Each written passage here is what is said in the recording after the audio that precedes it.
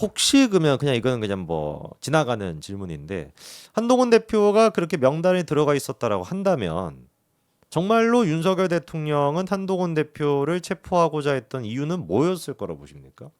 진짜 자기에 대해서 뭐 이렇게 의대 정원 문제부터 시작해서 총선 때부터 이어져 왔던 뭐 김건희 여사 문제나 그게 이렇게 쌓이고 쌓여가지고 한동훈은 내가 체포해야 되겠다까지 갔을까요 정말로? 그 가능한 일인가 싶은데. 자, 참 그거는 답변하기가 참 어려워요. 도대체 윤 아, 대통령 앞에 계시면 여쭤보고 싶은데 진짜 여쭤보고 싶어요. 예. 도대체 이게 그 정도로 한동훈 대표를 정치적으로 미워할 어, 이유가 있나? 어, 야당 정치인과 동렬해 놓을 필요까지 있었느냐? 네, 윤 대통령이 네, 그럼 거꾸로 생각하면 그러면 다른 사람 는 건가? 뭐 이런 생각까지 가요. 어. 이거는 저의 이 생각의 한계를 넘어간 와.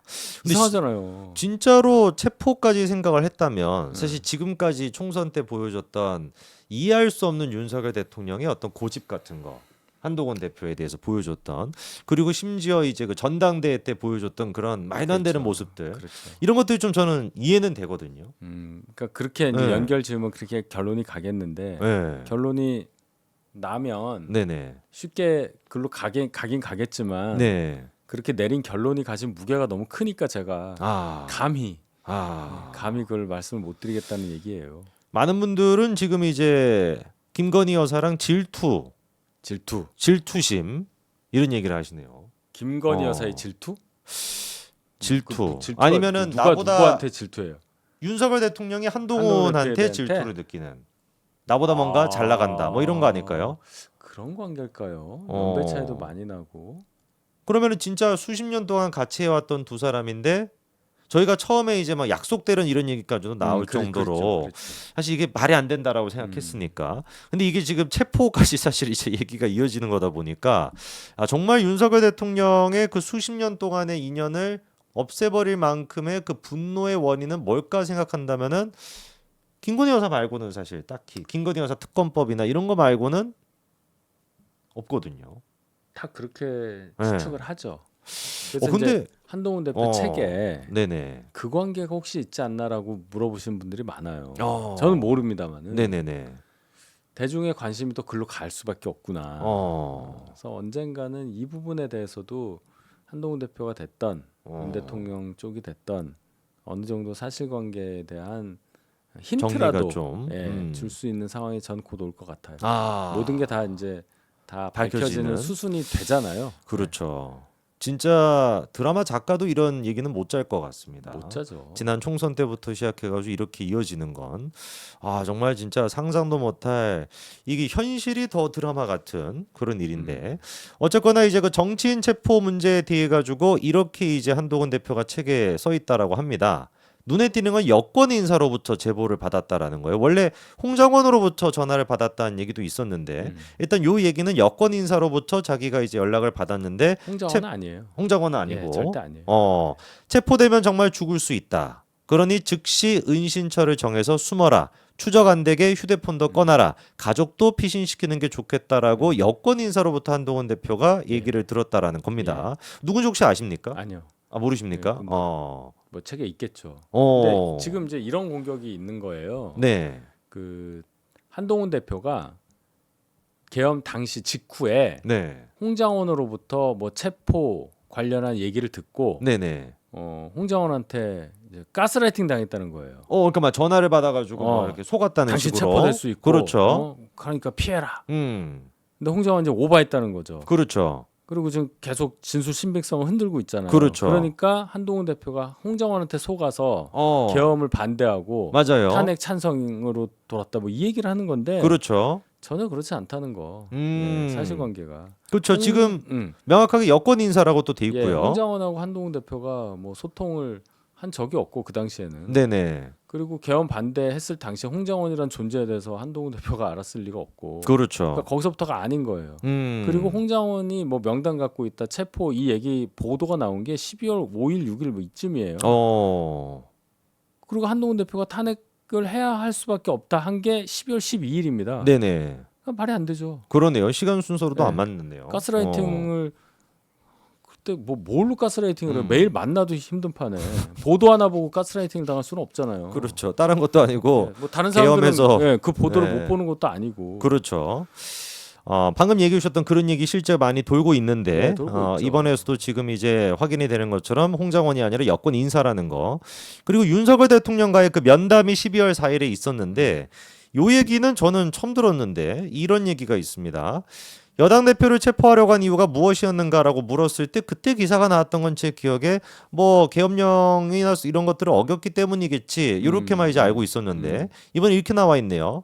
만약에 정치인 체포를 하려고 했다면 방첩사령부를 동원했을 텐데 이번 계엄에 방첩사령부를 동원하지 않지 않았냐. 그러니 정치인 체포가 없었다라는 식으로 이제 또 얘기를 합니다. 동원이 됐잖아요. 그렇죠. 결과적으로는 동원이 됐죠.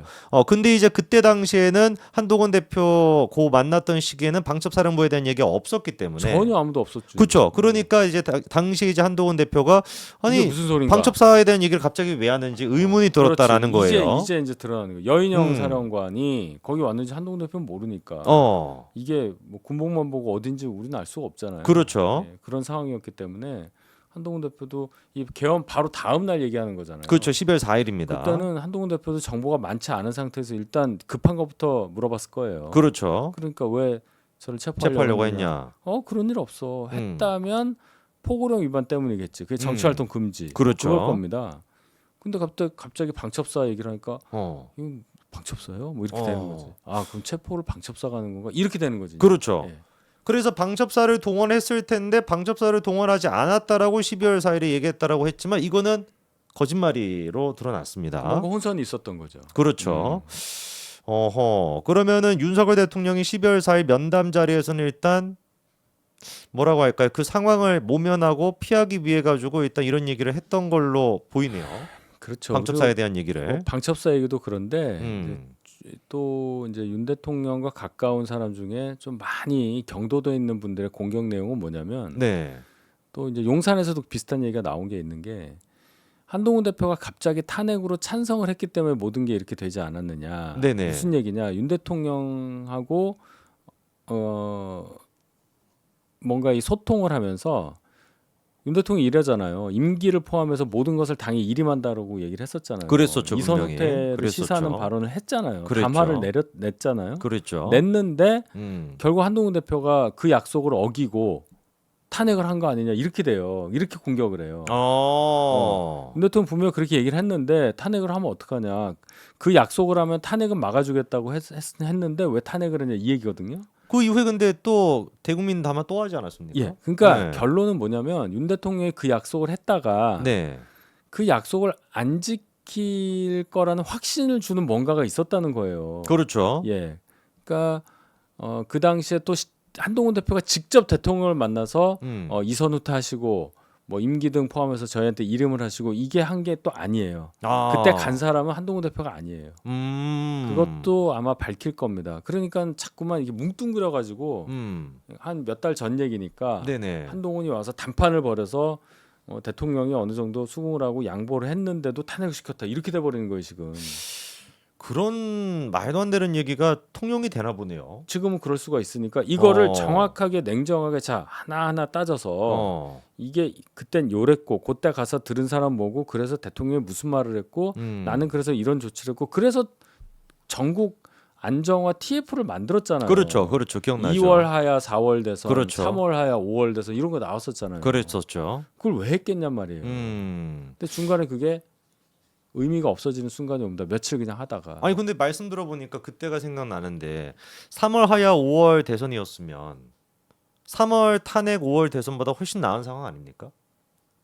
그렇죠. 그러니까 탄핵으로 인한 이러한 국론 분열이라든지 음. 아스팔트에서 막 고생하시는 분들 그럴 필요가 없었죠. 그리고 저희가 스스로 탄핵당하는 게 아니라 하야 한다라는 좀 책임지는 모습을 보여주면 그럴 수 있어요. 네. 그러니까 이제 하야라는 것에 대해서도 또 이제 여러 가지 평가를 하실 텐데 네. 어느 정도 그 부분에 대해서 대통령께서 수긍을 하셨기 때문에 당에서 TF를 만든 거 아니에요. 그렇죠. 그러다가 갑자기 또 이제 바뀌어 버리는 대국민 상황. 담화하면서 말 바꾸고 12월 12일이죠. 12월 12일이 굉장히 의미가 많은 날이에요. 그날 탄핵 찬성 발언이 아침에 오세훈, 유정복, 김태흠, 김영환 나오고 한동훈 대표가 그 다음에 하고 윤 대통령이 지연 생방송으로 센 담화를 하고 그리고 원성동 원내대표가 선출이 되고 이게 12월 12일 목요일의 상황이에요. 굉장히 의미 있는 날이에요. 그날이. 그러네요. 12월 12일이. 예, 그거 12월 한번 12일. 또 이미지로 한번 정리해 봐야 예, 되겠습니다. 12.12가 79년 12.12랑 24년 12.12가 역사로 남네요. 예. 45년 만에 굉장히 다른 의미로 또 중요한 날이 됐어요.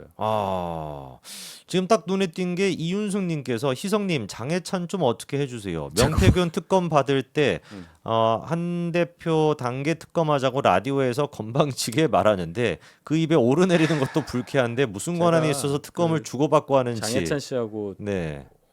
원치 않게 방송을 하나 해서 네.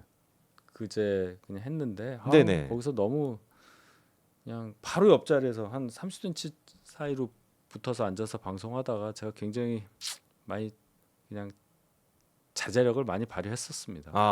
다시는 같이 방송하고 싶지 않은데. 그 정도입니까?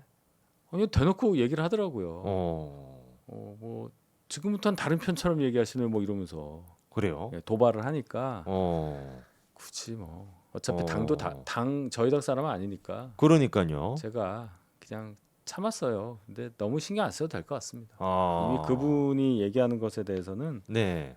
많은 분들이 어느 정도 그 파악을 하고 계시니까 음. 하나하나 그것도 옮기는 것 자체가 그렇죠. 그런 거 그 사람 좋아해요. 장해찬 선호도 조사 한번 해볼까요? 설마 이재명급으로 나오진 않겠죠? 네, 한번 장해찬 선호도 조사를 한번 해보겠습니다. 이재명이 그때 제 기억에 97인가 비호감이 나왔는데요. 그랬죠. 네, 예. 설마 네. 이재명급의 비호감도는 아닐 거라고 예상을 해보면서도 아유, 네.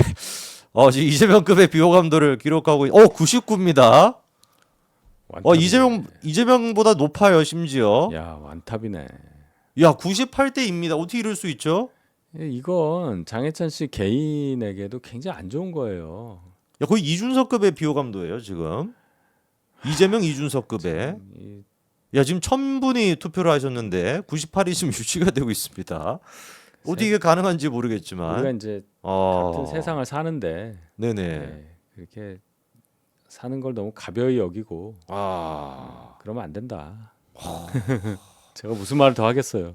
야, 이게 지금 여론으로 확인이 됩니다. 지금 1000분이 투표를 하셨는데 이러기도 쉽지 않아요. 쉽지 않죠. 이렇게 압도적인 비호감도를 받는 경우는 사실 이재명 말고는 없거든요. 이거 되게 무섭게 받아들여야 돼. 대중이 물론 이제 어떤 뭐 특정한 생각을 우리가 공유하고 있다고 볼 때 이렇게 나올 수 있다고 보지만 그래도 그렇죠. 한두 분도 아니고 그렇죠. 이렇게 많은 분들이 이렇게 절대적으로 한 사람을 비호감이라 얘기한다는 것 자체가 본인이 반성할 부분이 많은 거죠. 그렇죠. 아니 저 윤희석 대변인이 기억하시겠지만 저희가 지난주에 이렇게 뭐 탄핵이나 뭐 이런 걸 이렇게 물어봐도 여론조사는 거의 비슷하게 많이 나왔었거든요. 한동훈 대표 등판 전까지.